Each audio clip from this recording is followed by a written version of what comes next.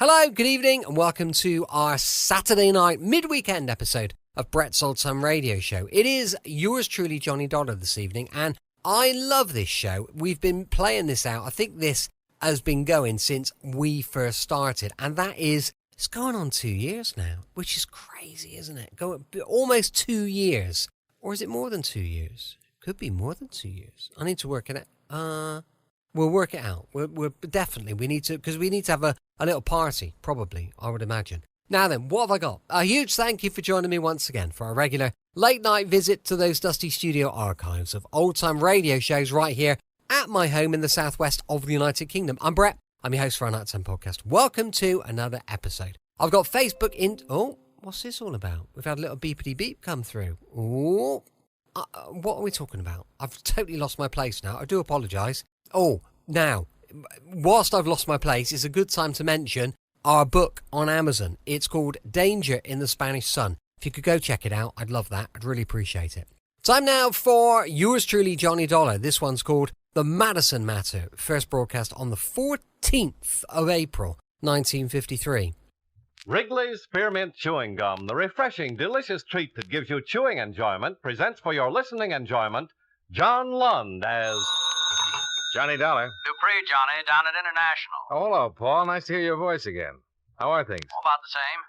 Hey, Johnny, would you like to come over to my office and meet a girl? She pretty? Very. Interesting? Very. As a matter of fact, she just told me the most interesting thing I've ever heard. Oh, yeah? What's that? She just told me that she was dead. I better come over.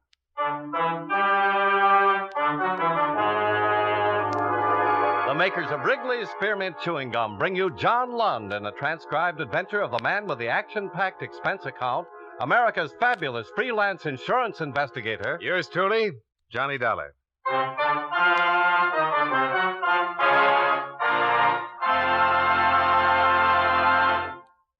Wrigley's Spearmint Chewing Gum refreshes you. Wrigley's Spearmint Chewing Gum gives you real chewing enjoyment.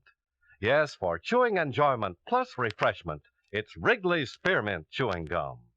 The lively, delicious flavor of Wrigley's Spearmint cools your mouth, helps keep your throat moist, and gives you a nice little lift. The good, smooth chewing of Wrigley's Spearmint helps keep you feeling fresh and alert, adds enjoyment to whatever you're doing. So for chewing enjoyment plus refreshment, treat yourself often to Wrigley's Spearmint Chewing Gum. Healthful, refreshing, delicious.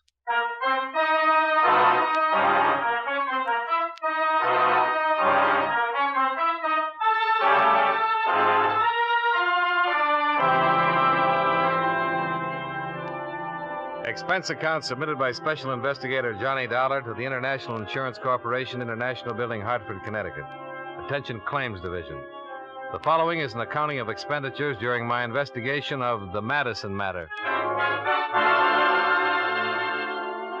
Expense account item 1, $1.30. Cab fare downtown to the International Building. I went up to the 10th floor in Paul Dupre's office to find him sitting across the desk from a tall, dark-haired woman in her early 30s. She was pretty, she was quiet, she was well-dressed. Oh, hello, Johnny. Come on in. Hi, Paul. This is Mrs. Walker, Mr. Dollar. How do you do? How do you do? Sit down, Johnny. Make yourself comfortable. Mrs. Walker came to see me this morning with a most unusual story. Something Johnny. about being dead? Yes. Mrs. Walker, Mr. Dollar will be handling this matter for International. I wish you'd tell him exactly what you just told me. Well, there really isn't much to tell you, Mr. Dollar. It's just that I'm legally dead and my husband is collected on my insurance policy. What's your husband's name? Frank Madison, Dr. Frank Madison. I took the name Walker when it happened. It was my maiden name. My married name is Thelma Madison. Where does your husband live? In Los Angeles. I made a file check before you came over, Johnny. We issued a straight life policy on a Thelma Madison in Los Angeles, April 23rd, 1945. According to this, Mrs. Madison passed away June 5th, 1951. Claim was filed by the beneficiary, husband, Dr. Frank Madison, June 7th, and paid on the 10th of that month. Frank Madison, that's your husband? Yes. How much was the policy? Full claim, $10,000.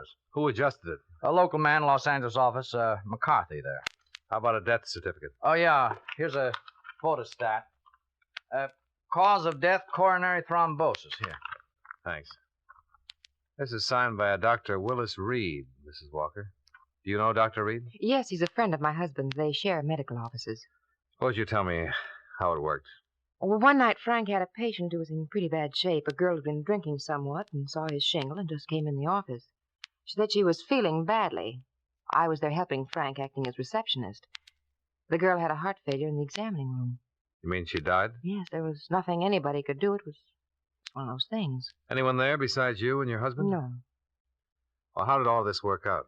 Well, we looked in her purse and found an address for her in Jersey City. No Los Angeles address? No, so we put in a long-distance phone call to the place in New Jersey. It was an apartment. We talked to the manager there. I see. He told us that the girl's mother had died very suddenly 2 days before and that her daughter was out in Los Angeles and he'd been trying to locate her to ask her what to do with the body. What was the girl's name? Wanda Thompson. Go on. The man we talked to on the phone was quite upset. He didn't know what to do about the mother who had died in his apartment building, and he told us that the daughter was all she'd had in the world. In other words, Wanda Thompson was completely alone. Yes, as far as we knew. I see. Well, we didn't tell the man that she was dead, too. When Frank hung up the phone, he turned to me and said that we were in luck. I asked him what he meant, and he told me his idea. You mean to use her body? Yes, he called Dr. Reed and asked him to come over. Dr. Reed had never seen me, and he made out the death certificate. In your name? Yes, that's right. And your husband collected your insurance? Mm-hmm. Why? Well, he needed money. Seemed a good way to get it without too much trouble. Well, what was supposed to happen? Well, I don't know. We didn't plan that far. I mean, I thought that Frank would eventually close his practice and come to New York, and we'd be together again. Is that where you've been all this time? In New York? Mm-hmm. And your husband never joined you? No. Did he write to you? Yes, for a while. Do you have any of the letters? No, I'm sorry. Do you know why he stopped writing? No. Why he never joined you? No. Is there any way that you can prove you're Thelma Madison? Well, not here in Los Angeles, I could. How? Well, people there know me. No friends I've had all my life. Were you ever fingerprinted? No, I don't think so. During the war, did you work in a defense plant, maybe? No. Did you ever have a postal savings account? No. How about a California driver's license? No, I'm sure I don't have my fingerprints on file anywhere. Mm-hmm. Would you be willing to furnish me with a list of names, people who'd identify you if asked to? People in Los Angeles? Yes. Yes, I would. You've been living in New York under the name of Thelma Walker since June 1951. Is that right? Yes. Where? 2218 East 57th Street. I still have my apartment there. Have you been working? Yes, as a laboratory assistant, Hyde Park Stations Incorporated. My boss is Mr. Platt. Oh, I put in a call to them earlier, Johnny. Mr. Platt said he's employed an assistant named Thelma Walker for the last 16 months, but she hasn't been in for a week or so. I described this woman to him, and he said it sounded like her. Mm-hmm. Did you get any of the insurance money, Mrs. Walker? Not a dime. Were you supposed to? I suppose so. Would you say that this whole thing was your husband's idea? Yes. Well, you're the one who seems to have lost all around, Mrs. Walker. Well, what did you expect to get out of it? Well, I did it for Frank. What about Wanda Thompson and her people, if she has any? She hasn't. Very few people in this world are without somebody, somewhere. Would you be willing to sign a statement containing all the information you've given me here today? Yes. You realize that if what you tell me is true, that you'll be criminally charged? Yes.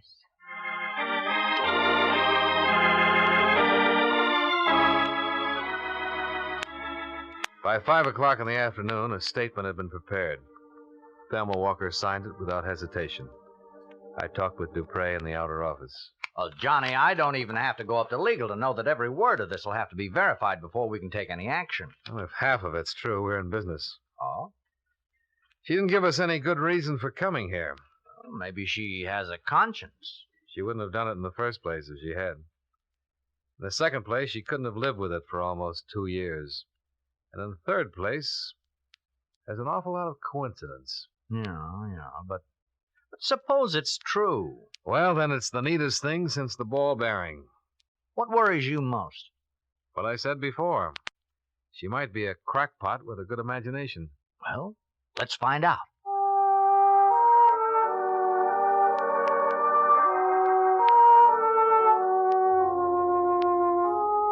Expense account item 2, $38.14. Transportation, Hartford to New York City. I checked my bag at the airport and took the limousine as far as the Waldorf. Expense account item 3, $3 cab fare and tip to 2218 57th Street, Thelma Walker's residence. I talked to the manager. This is her apartment, Mr. Dollar. I see. How long has she lived here? July 1951. Good tenant? Very. Quiet. No drinking or parties. Wish we had more like Mrs. Walker. Do you know her very well? Just as a tenant. You ever talked to her? Not much. At Christmas time, we had a drink together down in my apartment. She seem all right? What do you mean? Normal. Oh, yes. Does she have any friends in the building that I could talk to? No, she doesn't. One thing she keeps to herself. Minds her own business. May I ask where she is now? In Hartford. New Hartford Hotel, if you want to talk to her about anything. I'll remember that. You mind if I look around? I'll have to stay with you.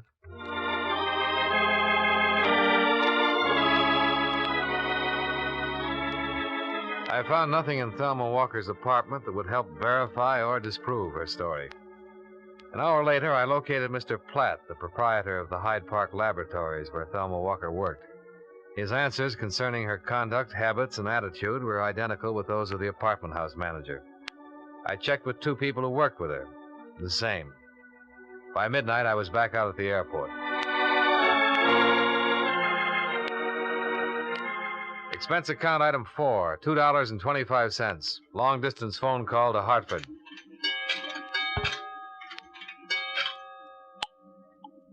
Here's your party. Hello? Hello?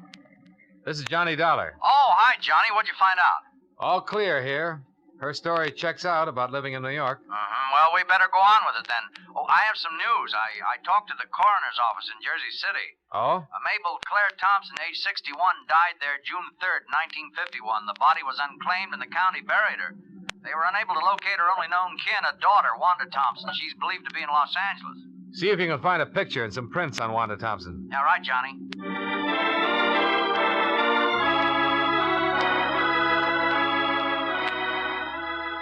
Expense account item 5, $185. Transportation New York to Los Angeles. I arrived at 8:35 in the morning. By 9:35, I was in my room at the Statler sleeping. At 4 o'clock in the afternoon, I awakened, shaved, and had something to eat. There was a special delivery airmail folder for me at the desk. It was from Paul Dupre. It contained a front and side view of Thelma Walker, along with a sample of her fingerprints and handwriting.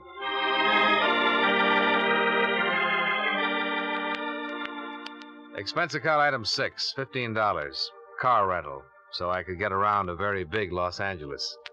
I caught a woman by the name of Quincy just as she was having a bite of dinner. Please excuse me for eating like this while you're here, Mr. Dollar, but I'm in a terrible hurry tonight. I have a date. Oh, that's all right, Miss Quincy. I'm intruding anyhow. No, not at all. You say you're from an insurance company? That's right. I thought perhaps you could help me. I'll try. What do you want? Well, I'd like to have you look at this. Mm-hmm. You know the woman in this picture, Miss Quincy? Well, she looks terribly familiar. Do you know her name? Let me think. Yes, I know that girl. Of course, that was Thelma Madison. Frank Madison's wife? Yes, poor Thelma died a year or so ago, very suddenly. How well did you know her? Oh, we played bridge together occasionally. We went shopping. I used to work for Dr. Madison as a receptionist. How long ago was this? A couple of years ago. I quit to take the job I have now. But you did know Mrs. Madison? Oh, yes, of course. She was in the office a lot of the time. And you're absolutely positive this is a picture of her? Well, yes. Is there any doubt? Well, we just want to be sure. Well, the poor girl's been dead almost 2 years. Aren't you sure? Yes. You know, I don't think you've been exactly telling me the truth. I just had your name on a list, Miss Quincy. I was told you'd be able to recognize a picture of Thelma Madison if you saw it. Oh, who told you that? I'd rather not say. So mysterious. You want some coffee? No, thanks. Well, you look nice enough, I'll say that. Oh, thank you. Miss Quincy, when did you hear about Mrs. Madison's death? The day after it happened. I dropped in to see Dr. Madison about some things I'd left there, and he told me what had happened. It was quite a shock. She was always so healthy. I see. Did you go to Mrs. Madison's funeral? No, there wasn't one. Dr. Madison had her body cremated.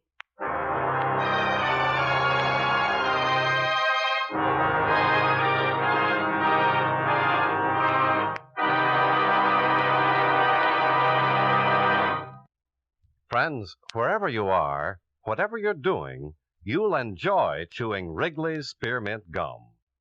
Chew Wrigley's Spearmint while you're working. The lively, full-bodied flavor of Wrigley's Spearmint gives you a refreshing little lift.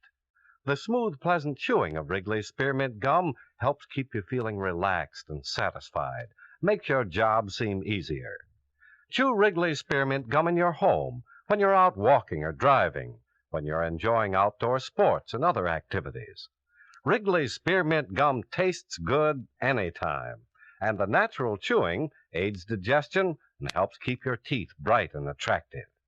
Yes, wherever you are, whatever you're doing, you'll enjoy chewing Wrigley's Spearmint Chewing Gum. Healthful, refreshing, delicious.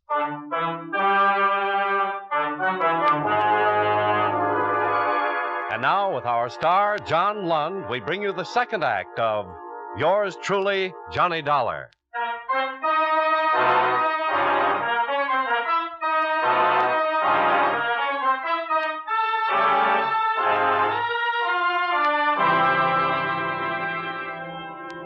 The Los Angeles police had a missing person report on Wanda Thompson dated June 21st, 1951. They'd been unable to get any leads as to her whereabouts. The reports had been filed by a man named Rexford. I looked him up. He lived in a small house off Laurel Canyon Drive. I told him my business. Insurance? Investigator. Oh, well, come on in. Here, sit down. What can I do for you? I understand you once knew a girl named Wanda Thompson, Mr. Rexford. Yeah, that's right, I did.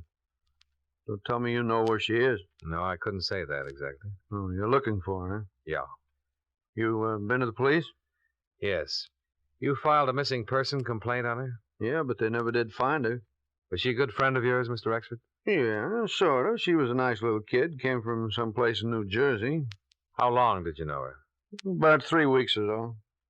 How did you happen to meet her? I met her in a restaurant. She sat across from me. It was kind of crowded, and I don't get the wrong idea. It was just that we began talking, and we wound up going to a movie together. I saw her quite a bit for a while, and then she just up and disappeared without a word. That's about it. Do you remember when you last saw her? Sure, it was my birthday, June 5th. Went out and took in a play and had some drinks and food. I took her home, and she lived in a room over on, I think it was Berendo Street. 1480 West Brenda? Yeah, that's a little sort of court. That's the last I saw of her. Called a couple of times. The landlady said she hadn't seen her around, then I went over there. We went in the room, found all of her things there, but she was gone. Finally got worried and went to the police. Mm-hmm. She drink much? No. You think something happened to her? Well, I don't know. I mean, anything could happen. Why would a kid like that just walk away from all her clothes and things and not let anybody know about it at all? Did she know many other people in town? Well, I told the police that I didn't think she did. I never heard her talk about anybody else. I knew she'd only been here for a little while. She came here for health. Oh? Yeah, some kind of heart trouble. Needed the weather or something like that. Did you tell this to the police when you reported her missing? No, should I? Did she go to a doctor here? Oh, yeah. I saw him a couple of times while I knew her. Was his name Madison, by any chance? Dr. Frank Madison? Yeah, that's it. Dr. Madison. He was the guy who was taking care of her.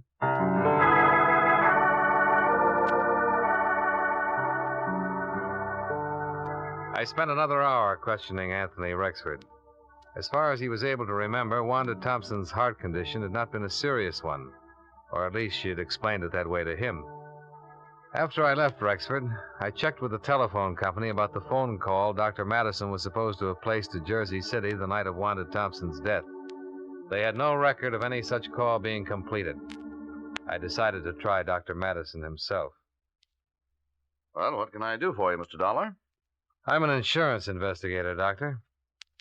I understand you once treated a patient named Wanda Thompson. Wanda Thompson? Wanda Thompson? I don't remember. What did I treat her for? A heart condition. Oh, well, soon find out.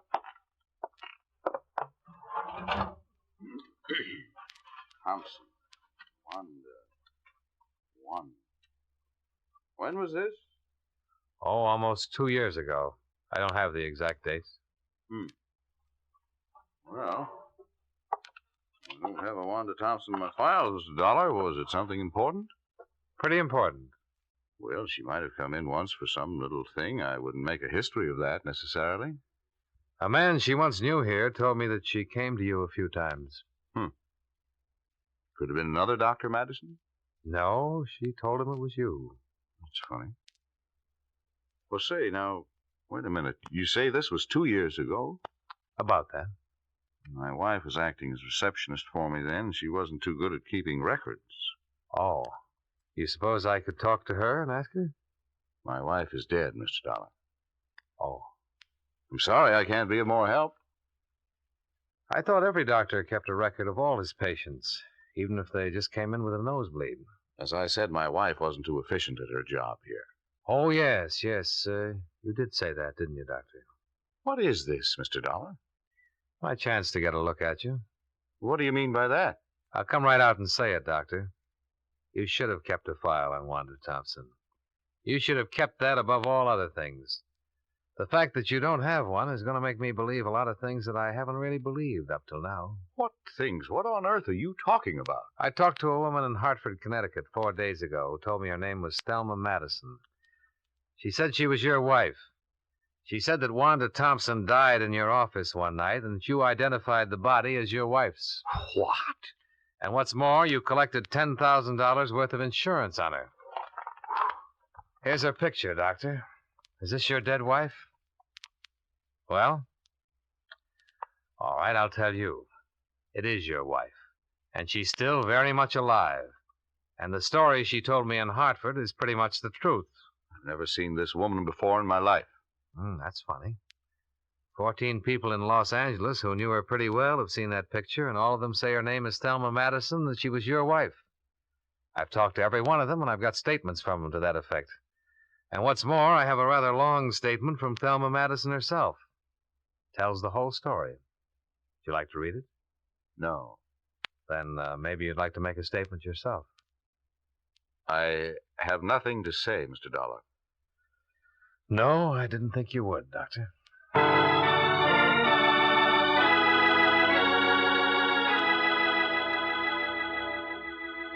On the strength of the evidence already assembled, I preferred charges against Frank Madison and had him taken into custody. He refused to talk with the police or with me about any of the charges of which he was accused. He was held without bail pending investigation.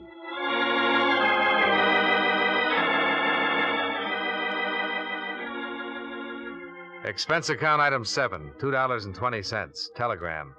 I wired Dupre to bring Mrs. Madison to Los Angeles as soon as possible in order to avoid a lengthy extradition procedure. They arrived the following day. I interviewed her once more. You say Frank's in jail? Yes. Oh, I suppose I'm to be arrested. Well, so far we have enough evidence to prove conspiracy against you two, and we'll prosecute to the limit on that. There'll be some other charges against him, business with the body and so on. Yes. But there's something else here I want to get straightened out. Let me read this to you. A girl, whom we later found out to be Wanda Thompson, walked into the office on the night of June 5th, 1951, and complained of feeling ill. She had been drinking. My husband took her into the examination room, where she died a few minutes later of a heart condition. Those are your words on this sworn statement. Yes. Let me go on. I had never seen or heard of Wanda Thompson until that night. I was with my husband when he placed a phone call to her home in Jersey City. He spoke with a man there who managed an apartment house, and so on. Mrs. Madison, that call was never placed. I was in the room when Frank made it. The phone company has no record of it. Were you in the room when Wanda Thompson died? No. Did you know that she was a patient of your husband's before that time? No. Well, I found out. I'll tell you, Wanda Thompson was one of your husband's patients. She didn't just walk in and drop dead.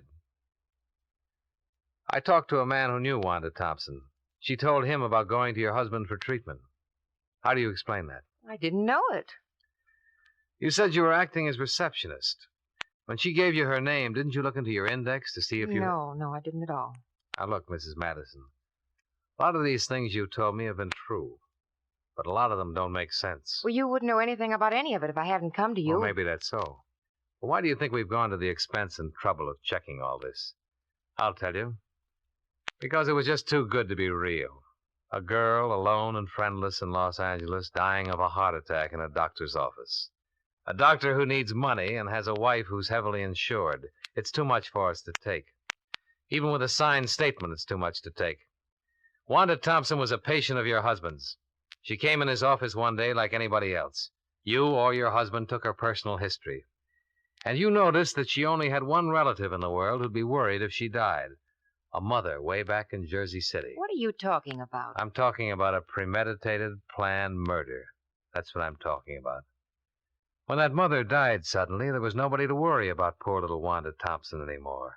Nobody to ask questions about her. Am I right? Yes, you're right. Do you want to tell me about it? Juan had been in to see Frank twice before. He knew all about her. That night when she came in the office, she said she'd just received word that her mother had died suddenly. She asked for something to make her sleep. Frank took her back in the examination room. Go on. A few minutes later, he buzzed me to come back. Wanda was lying on the table, dead. Mm-hmm. Frank looked kind of strange, crazy. He said that Wanda had had a sudden heart attack and died before he could do anything. Well, I knew it wasn't so. There was a hypodermic on the stand. He'd given her something. I just didn't think he'd go that far. Hadn't he discussed something like that with you before? No, I swear he hadn't said a word to me before that night. And he had it all planned when he called me back in the examination room. He called Dr. Reed on the phone and told him that his wife was very ill and asked him to come over and help out. When Dr. Reed got there, he showed him that poor girl, and he said it was me. And that's how Reed signed the death certificate? Yes. Where were you all this time? In Frank's office, I heard every word. But you didn't say anything? Well, no, I was too stunned by it all, I guess. When did you leave town? That same night. Frank made me. He said he'd handle everything. I accused him of killing Wanda, and he said that she just died there. But I know it wasn't so. Okay. You want a cigarette? Yes, please. Here you go. Thank you. Thanks. Oh, I'm glad it's all over now. I'm terribly glad.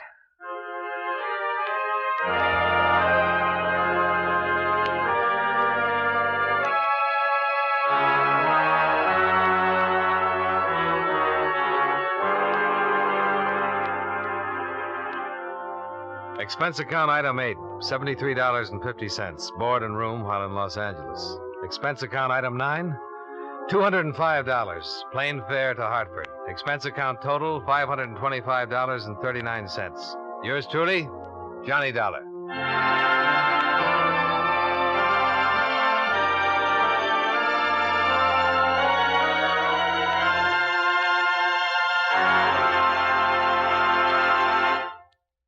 Remember, friends, Wrigley's Spearmint Chewing Gum refreshes you. Wrigley's Spearmint Chewing Gum gives you real chewing enjoyment. The lively, full-bodied flavor of Wrigley's Spearmint cools your mouth, freshens your taste, sweetens your breath. The smooth, pleasant chewing of Wrigley's Spearmint helps keep you feeling relaxed and satisfied, makes whatever you're doing more enjoyable. Yes, for refreshment plus chewing enjoyment, treat yourself often to Wrigley's Spearmint Chewing Gum. Millions enjoy it daily. Get a few packages and always keep some handy. That's Wrigley's Spearmint Chewing Gum. Healthful, refreshing, delicious.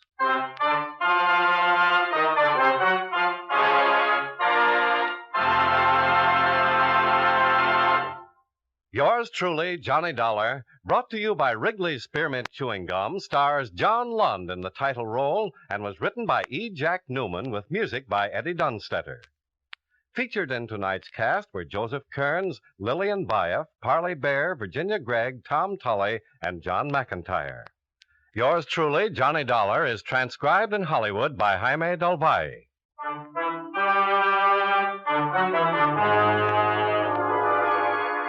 The makers of Wrigley's Spearmint Chewing Gum hope you enjoyed tonight's story of Johnny Dollar and that you're enjoying delicious Wrigley's Spearmint Gum every day.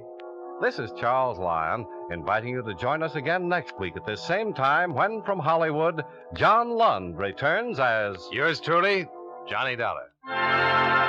Welcome back. Hope you enjoyed our latest adventure with insurance investigator Johnny Dollar. And don't forget, tomorrow we'll be back with The Man Called X going live at 5 p.m. UK time. As I mentioned earlier, we've got a book for sale on Amazon. It's called Danger in the Spanish Sun. But for now, thanks for listening. I'll be with you 7 days a week, each and every week, and I'll see you tomorrow on Brett Salt's Radio Show. Love you. Bye.